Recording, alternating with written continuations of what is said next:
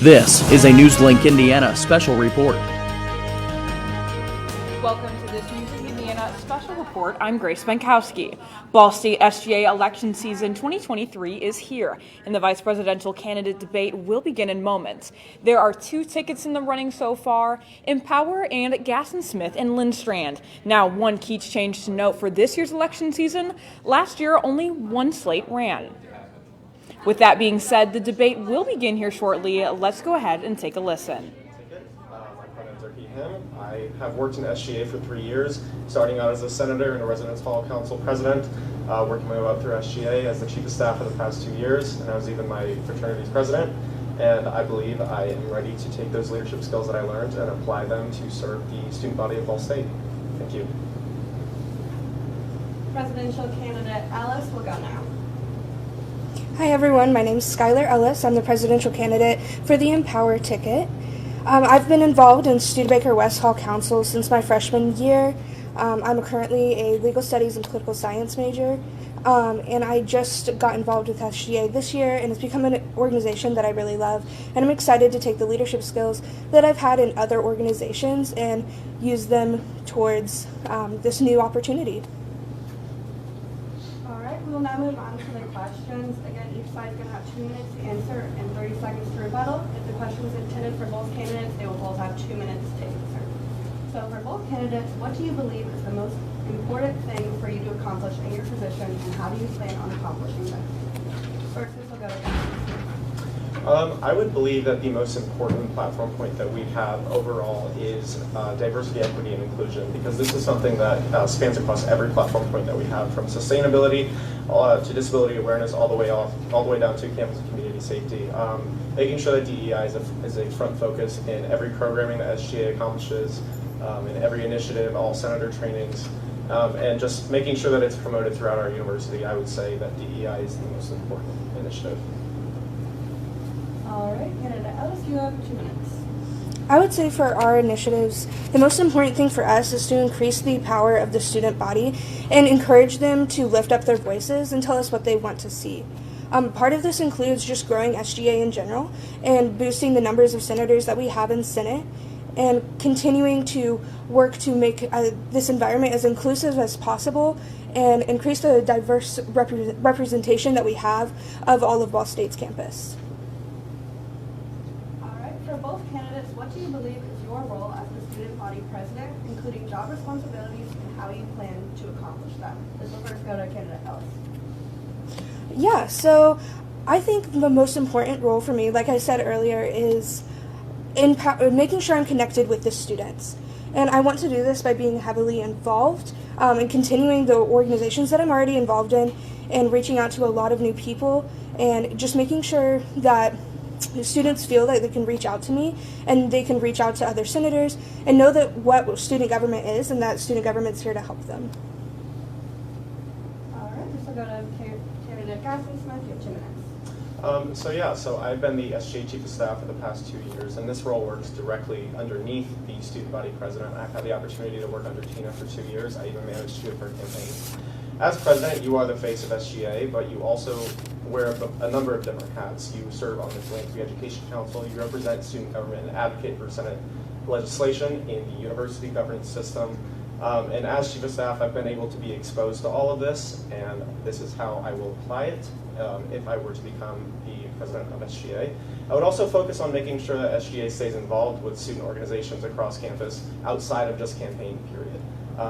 We've heard it a few years ago. A lot of organizations feel that they hear from SGA once a year. I want to change that. I want to make sure that students feel absolutely connected to our Student Government Association, because after all, and this phrase was coined by Tina, I said it last time, I'll say it again, we are the voice of the student body, and how else can we do that if we are not connected with them? For Ellis, your platform includes the establishment of adding the purple loop to the different bus loops. Can you explain what is the inspiration for this, how you knew that this was something students wanted, and how you plan on implementing this? Yeah, so this is a project that I'm personally very excited about because I enjoy going to the north side of campus a lot. But what this loop does is basically it connects the east and south neighborhoods of the residence halls to the north neighborhood. And in this process, it also accesses a lot of the same area as the current blue loop, adding a needed efficiency system there to help decrease waiting times for students. We plan to do this by working closely with transportation services and senators that are already working towards establishing this loop. And we want to make sure we are doing our best to ensure that this is an efficient, reliable loop. So right now, our tests have shown that it has about an 11 to 15 minute waiting time. And we think that in addition to getting residents to the North Hall, it's a really accessible system that will help a lot of students. All right, Councilman, you have 30 seconds to rebuttal. So obviously our ticket is campaigning on the idea of the establishment of a second blue loop instead of the purple loop. We reached out to the Director of Facilities Planning and Management, Jim Lowe, to discuss bus wait times of the potential purple loop, and his guess, with added human error, would put the wait times upwards of 20 plus minutes. And in the survey committee and in the work that Monet and I have done over the past few years, surveying students, the majority of students who live in Riverside Normal City, if they live off campus, the thing that they want most is to see the blue loop times decreased, and by adding a second blue loop, we would be able to get those current 20 plus minute wait times down to about 10 minutes. All right. For Gaston Smith, your campaign is running on creating a program called Beneficent Swipes. Please explain what this is, how you plan on implementing it, and how you plan on keeping the program active after you leave your position. You have 2 minutes. Okay. So yes, Beneficent Swipes is, the core value of beneficence is social responsibility, and it is our job to act on that value. Beneficent Swipes is a program that would allow students on meal plans to donate unused or unwanted meal swipes into a meal voucher program for those in need. Upwards of 40% of college students across the country face some kind of food insecurity, and 39% of all state students are Pell Grant recipients. And so a lot of our students don't know where their next hot meal is coming from. And this program would allow them to go to a dining hall and reclaim a meal voucher so they would have a hot meal. Implementing this program, we would look very closely at schools like Ohio University that are in our conference that have a program developed like this, working with their office to, one, get it set up in our term, but then also working with Cardinal Kitchen, which is another food insecurity initiative that was started by SGA some years back. Running Beneficent Swipes through Cardinal Kitchen would ensure its pertinence throughout 4 years to come. All right, candidate Ellis, you have 30 seconds to respond. Yeah, and I think this is an absolutely amazing idea, but I do think it's important to note that a lot of Pell Grant recipients, since that's who you specifically mentioned, already live on campus, and they're required to already have a dining plan, so they're not necessarily worried about where their next meals are coming from. But off-campus students, they do have that problem, and I think an important way that we could still implement Beneficent Swipes, but make it more accessible to off-campus students, is to make it dining cash-based so that they can also use it for other necessities. Does anyone in the audience have questions?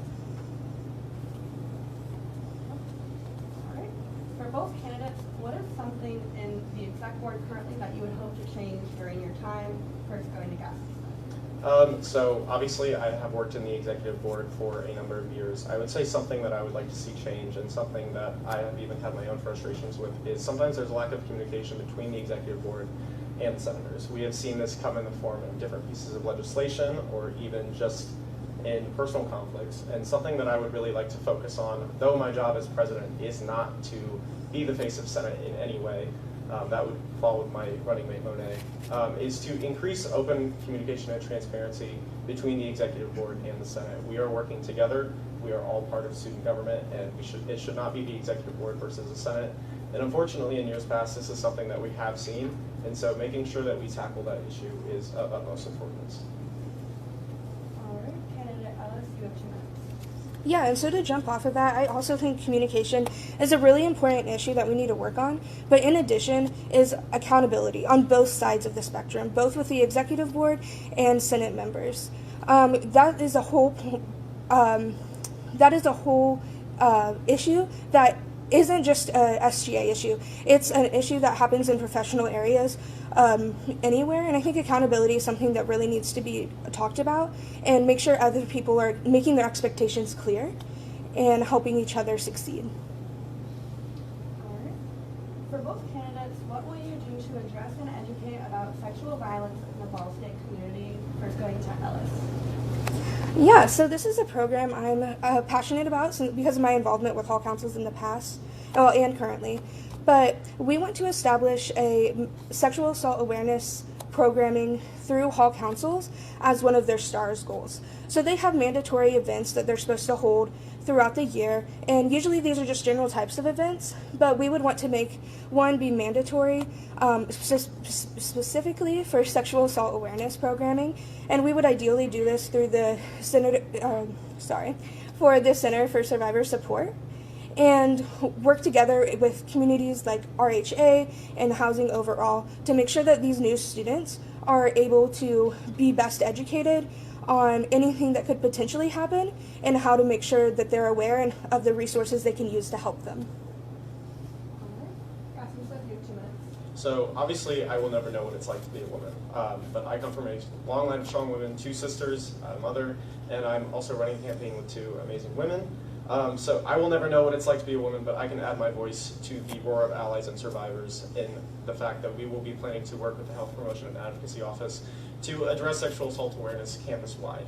I was a residence hall president for Doherty Hall Council my freshman year, and this is something that me and my hall director worked very much on. We would also like to partner with the Center for Survivor Support, and I've even been able to have some dialogue with the current RJ president, Alex Buxton, about this, of implementing red zone awareness training within residence halls. So for those of you that don't know, the red zone is the first 6 weeks of freshman move-in when someone is most likely to be sexually assaulted, because unfortunately, most sexual assault cases happen within campus residence halls. This is something that is blatantly overlooked by universities.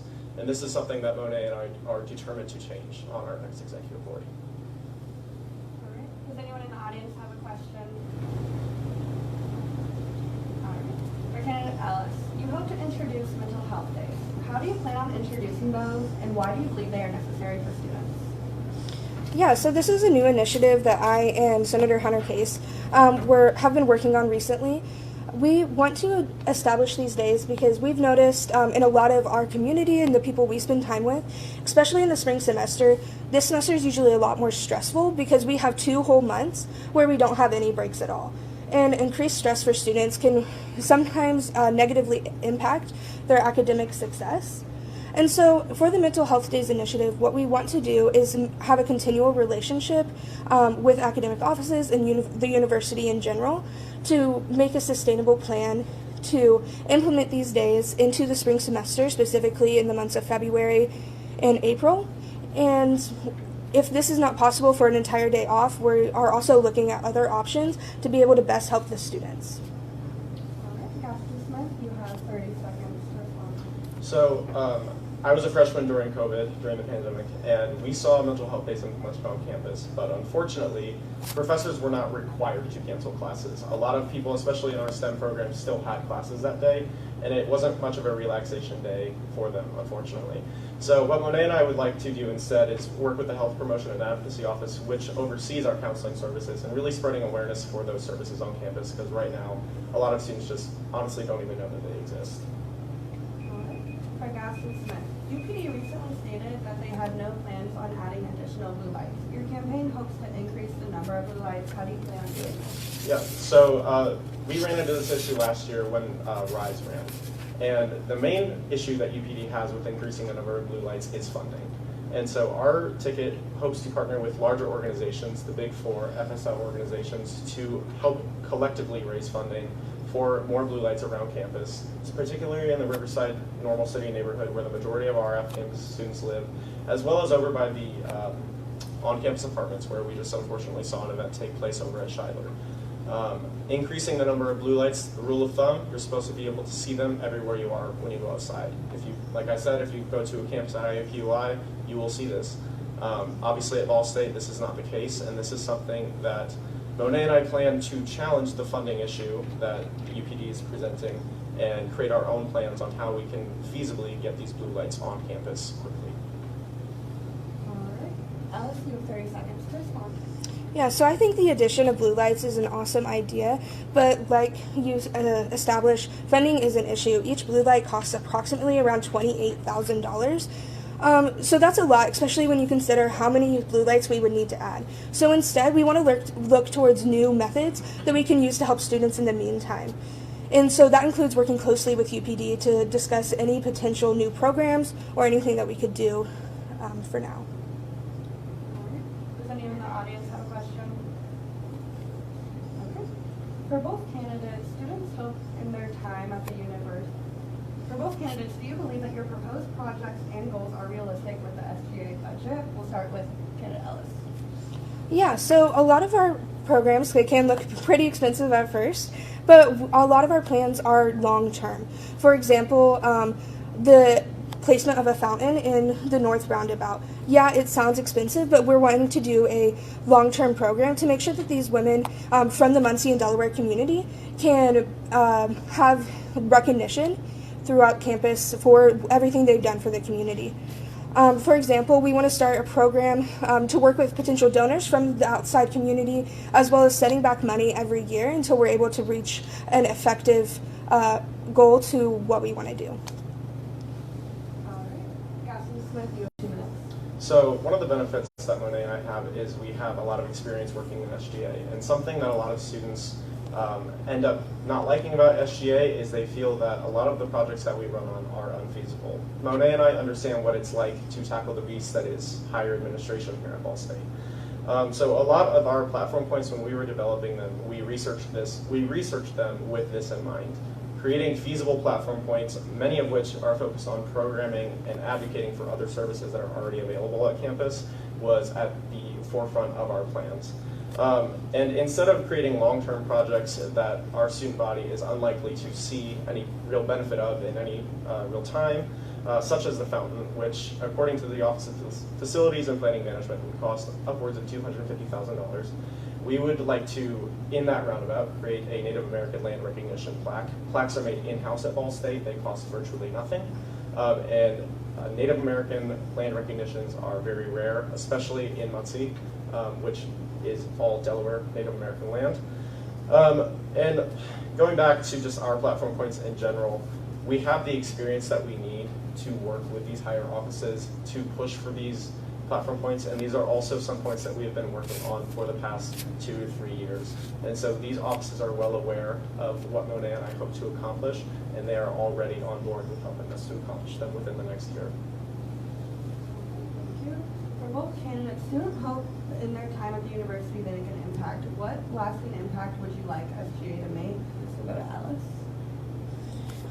Yeah, so I think going back to the main reason why we're running is the most impact we could make is for students to have their voices heard. A lot of students have spoken out in the past, which I've heard in my experiences in the survey committee, that they don't feel like their voices are necessarily being heard here on campus. So we're empowering them to better be able to advocate for themselves and listen to them and see what they need and doing more about it is, I think, the best thing that students could hope to see, especially since we are only here for 4 years in total, and some projects take a long time, but they can also advocate for students in the future.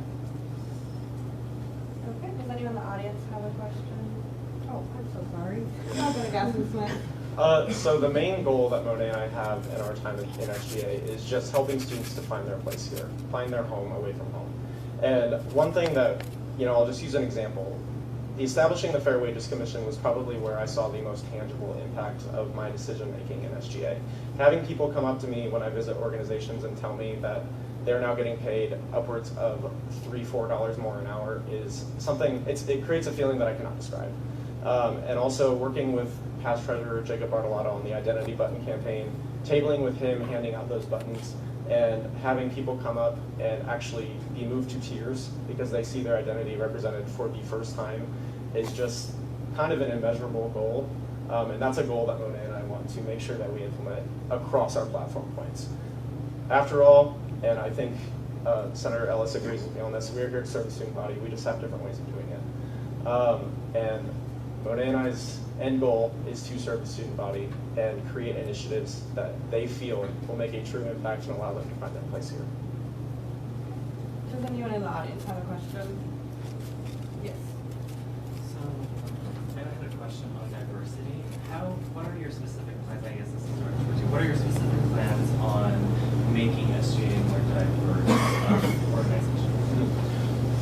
So within SGA itself, Monet and I have one of our platform points is diversity within the Senate. And so we want the Vice President and President Pro Tempore, as well as the next Secretary of Diversity, to partner on a recruitment campaign, going across campus, visiting different student organizations, not just the big student organizations, but also the ones that are only made up of maybe 5 people.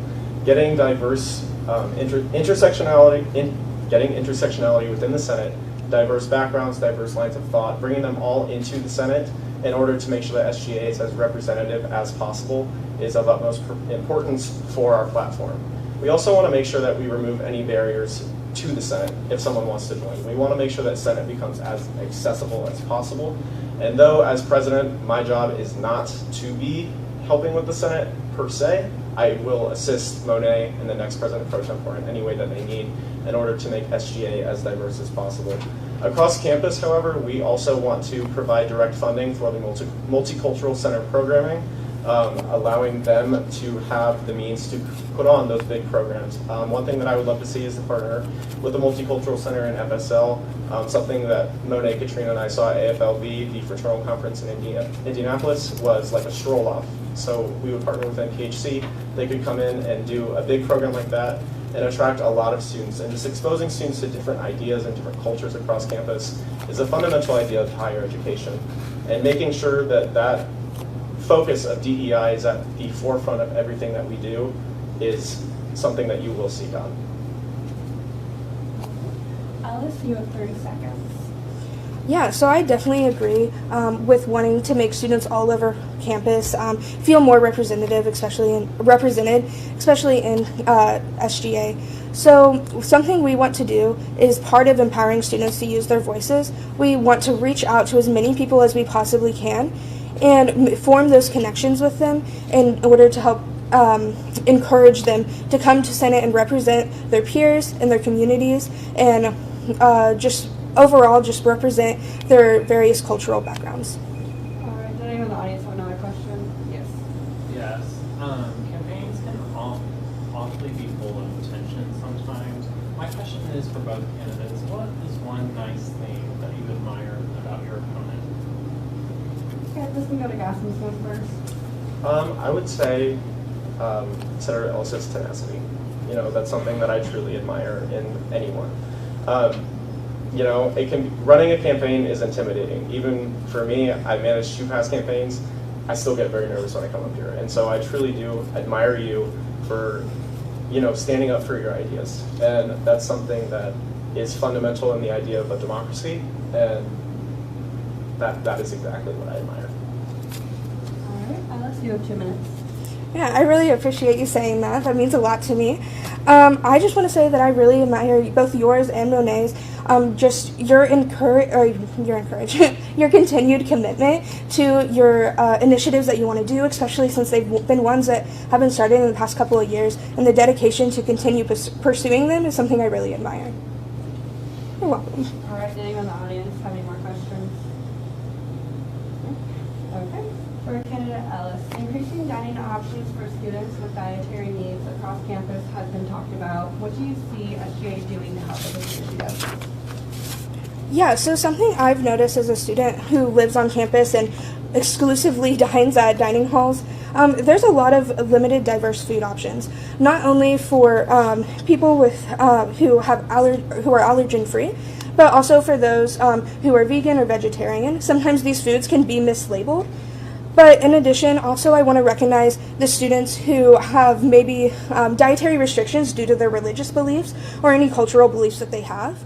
And so making sure everything's more clearly labeled and we bring in new options for these students is something that's really important to us. All right, you have 30 seconds to respond. So this is actually a point that is very personal to our campaign. I myself is a type 1 diabetic. Our campaign manager has celiac disease, and Monet herself is vegetarian. So seeing more diverse dining options across campus is fundamentally important. Right now, really the only option per se, I guess, is at North Dining. That's really far away from a lot of our students, and so seeing those diverse dining options come down south on McKinley Avenue is something that we would love to see accomplished. And Monet, having worked with the Dining Advisory Board for the past couple of years, it's a conversation that we've already been able to start. For Gaston Smith, as current Chief of Staff, what are you most proud of creating or expanding on in your time in your position? 2 minutes. So as Chief of Staff, probably what I'm most recently proud of is creating the Secretary of Transportation. So this is something that stems directly from my major. I'm an urban planning and development major, so there's a big emphasis on different modes of transportation, whether it be buses or bike share programs, micromobility. This is the main focus when I partnered with Senator Sarah Owens on this legislation to get passed through Senate a few weeks ago. That's probably what I'm most recently proud of. And then last year when I was Chief of Staff, working to start the diversity deep dives is something that I'm very proud to have worked with Tina and our past Secretary of Diversity, Imani Butts, on. That initiative is something that I was very proud to have seen done. It's, as I said, DEI is at the forefront of our campaigning, and it is something that potentially we could see expanded upon in the future. Thank you. Alex, you have 30 seconds to respond. Yeah, I also agree that the Secretary of Transportation was an amazing role that was committed, especially with future initiatives from both sides of the ticket to create new bus loops or new access to or better reliable transportation services. For example, we have already started working with Senator Casey Rockwell for the Purple Loop, and that's something we are wanting to continue working on in the future by teaming with the Secretary of Transportation. All right. Does anyone in the audience have any questions? Yes. So, being a person of color in a predominantly white institution, as to Vice President, I made sure the forefront was diversity, equity, and inclusion. So we heard a lot tonight about how you plan on implementing those things from both sides. However, can you both get into specific of how you're going to team up with the Multicultural Center? Because at the end of the day, we need to build bridges, and it's not their responsibility to teach us. All right. This can go to Ellis first. Yeah, so I think an important thing to know is that I obviously am not a person of color, so I don't have a lot of insight on to what people of color want to see on campus. So something we want to do is work directly with student organizations like BSU, LSU, ASU to see what they would need to see on campus and how they think we could properly implement it, as well as working with the Multicultural Center to increase representation of all people of color, including the large Hispanic population that we have here on campus. All right, guys, let's not do 2 minutes. So I think it's also important to note, I am obviously not a person of color either, but this is why Monet and I have in our campaign creating the Student Diversity Commission underneath the SGA president. And like you said, it's not the Multicultural Center's job to run our programming for us. So I just want to make sure that I didn't stress the idea that us providing funding to the Multicultural Center is asking them to do all the work themselves. What I would like to see happen in our partnerships with the Multicultural Center is have them come in almost in the same way that the Office of Student Conduct trains our judicial board, having the Multicultural Center have those conversations with our Student Diversity Commission on what really needs to be seen around campus. Because at the end of the day, while it is not their job to run our programming for us, I believe that they have the best insight on what students really want in terms of DEI across campus. And so having them work alongside us, alongside this new commission that we want to establish, is something that I could see happening. All right. Does anyone in the audience have any additional questions? Okay. For Alex, you are running on students taking back their voices. What voices do you believe are not being heard? And in what way will you be filling in this gap? I think a significant example of this is the decreased size in voting numbers in the past few years. And so the general student population, I feel, is not being very well represented, but we also want to get more diverse people in Senate. So, for example, this involves, again, working with organizations like BSU and the smaller organizations that don't already have a seat, like BSU does, to get more seats in for them, as well as bring in more senators for the at-large caucus, which has shrunk in size in the past couple years. All right, Asmus, thank you for your seconds to respond. So we would also like to see the expansion of the Senate, both on the at-large caucus and the organizational caucus. Ball State has somewhere around 400 student organizations, and our Senate proportionally does not reflect that, and we would love to see more organizations represented. But additionally, I know you mentioned voter turnout, so this is something that Tina and I have been working on this past year in changing the elections code to actually allowing tickets to be associated with Ball State and the Student Government Association. This is a big ask, so it's been taking a very long time, but we are committed to continuing that conversation. For Gaston Smith, you have begun conversations with the Dining Advisory Board as, sorry. This is going to be for both candidates. What do you believe is the most important point that you want to accomplish and why? This will go to Gaston Smith first. Okay. So like I said, DEI is at the forefront of everything, but I believe that the most important points that we want to accomplish are sexual assault awareness and sustainability on campus. So within sustainability, as Monet has been the chair of the Dining Advisory Board for some time now, we think we're ready to work with dining to make the switch to 100% biodegradable containers and flatware within dining halls. And then with sexual assault awareness, those initiatives are also things that are very feasible for SGA to accomplish. Partnering with Take Back the Night, providing more than just setting up a tent at that event, maybe creating another event leading up to Take Back the Night to increase turnout. Expanding the Angel Shot initiative that our executive board has been working on, expanding it to other local businesses. We've begun conversations with the Chug and Brothers, but we would like to expand that to other locations, even to downtown Muncie. And then just making sure that we continue to work with RHA, get those conversations started with residence hall councils on the red zone awareness education. But at the end of the day, I believe that sexual assault awareness and sustainability are two of the most important issues that we make sure to address. All right, Alice, you have 2 minutes. Yeah, so I agree that sustainability and sexual assault awareness programming is really important. I do want to note, though, that making this campus 100% sustainable is a really difficult task to achieve, and it's a very long-term goal. For example, even just introducing paper straws around campus alone could cost around $20,000.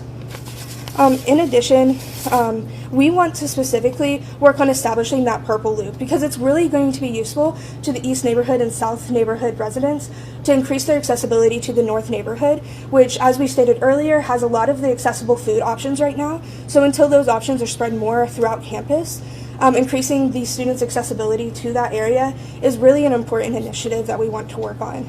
In addition to that, we also want to work on establishing those mental health days. Students are extremely stressed. I know I feel it a lot during the spring semester, as I said earlier, and I know a lot of students that I talk to are regularly stressed, and they just are ready for a break right about this time of year. So we want to work with the university to establish some form of mental health days and continue that work in those initiatives. All right, does anyone in the audience have any questions? Okay. Finally, for both candidates, what do you hope to get out of this role? We'll start with Alice. Yeah, so for me personally, on a personal level, what I want to get out of this role is to feel more connected with students on campus and feel like I'm serving them to the best of my ability. Something for me growing up has always been serving others and helping them succeed as well as I'm able to. It's been something that I've been doing since I was a kid, and it's something that's really important to me. So using this role as a way to best serve the student body is a personal goal of mine and something that I would value and use in the future as well. All right, Gaston Smith, you have 2 minutes. So the whole reason that I chose Ball State in the first place is because I felt that it was severed from other institutions. I knew that I wanted to go to a public school, but a lot of public schools can almost feel soulless. Something about Ball State that really sets it apart is its core values that are represented by beneficence, and that's something that has allowed me to be able to find my home here. And that's something that I would really like to get out of this role, is helping our student body, whoever they may be, find their home here. Because when you can find your community, it makes the entire experience better. We were only here for 4 years, like you said, and so making sure that we help our students get the most out of those 4 years is probably the most important thing that the entire Student Government Association can do, and that is something that Monet and I are committed to making sure happens. All right, does anyone in the audience have any questions? No? Okay, so we're going to be moving into closing statements. They each have 1 minute to complete their closing statement. We will begin with candidate Ellis. Yeah, so I just want to thank you all for coming today. I really appreciate this opportunity to tell you a little bit more about our campaign, as well as talk a little bit more about Chief of Staff Gaston Smith, about what they plan to do in the future. And I just want to say that we're really excited for this opportunity and any opportunities that come in the future, no matter how this ends. We're really appreciative of everything that we've been able to learn. All right, Councilman, you have 1 minute. So I would additionally like to express my gratitude to everyone coming out. I'd also like to express my gratitude to Senator Ellis, Senator Senator Perry, as well as the elections team in general. Being able to possibly become the next voice of the Student Government Association for our students to the higher administration here at Ball State is kind of a once-in-a-lifetime opportunity for me, so I'm very grateful to be standing here in front of you. I love this university, and that is the core of my campaign, and that is what I hope I express tonight. All right, and with that, that concludes the second debate of this year's election cycle. On behalf of the Elections Board, I would like to thank the candidates for their time and the audience for their time and attention. Please join us tomorrow at 5:30 in Cardinal Halls 301 and 302 in the Student Center to hear from the vice presidential candidates during the vice presidential debate. Thank you and have a great evening. You've been watching NewsLink Indiana's live coverage of Ball State's SGA's second debate of 3. We will continue our coverage tonight at 9 p.m. and all throughout the 2023 election season.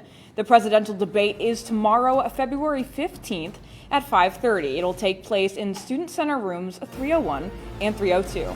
And of course, you can join us right here. NewsLink Indiana will stream all of their debates. But for now, thank you so much for joining us. I'm Grace Menkowski. We'll be back at 9.